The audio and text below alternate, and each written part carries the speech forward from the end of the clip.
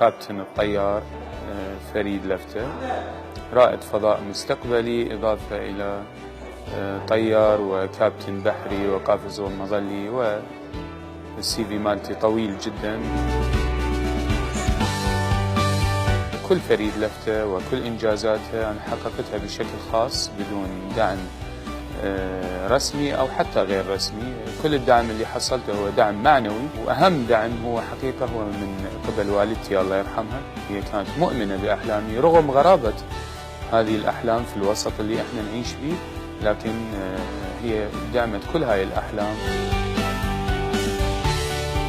الحياة هي عبارة عن تحدي، الحياة هي عبارة عن مغامرة. أنا برأيي أنه هذا التحدي، هذه المغامرة، هذه العوائق هي اللي تنطي للنجاح طعم وتعطي للتفوق لذة.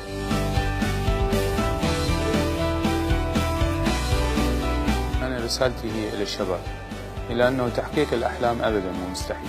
أنا بالنسبة لي دريمر حالي، بس يجوز أختلف عن البقية أنه أنا أسعى لتحقيق أحلامي.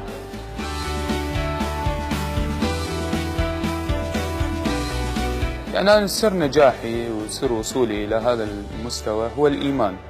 الإيمان بشكل العام وبكل تفصيلاته، بشكل العام وبكل تفصيلاته وجزئياته. الإيمان بالله عز وجل، الإيمان بنفسي، الإيمان بأحلامي، الإيمان بقدراتي. أتمنى أنه رسالتي ولقائي اليوم يوصل إلى كل الشباب، وأن يكونون الشباب في كل بقاع الأرض هم قادرين على صنع السلام إن شاء الله مستقبلا، وعلى أنه يكونون هم أدوات لتحقيق أحلامهم ومآربهم في الحياة إن شاء الله.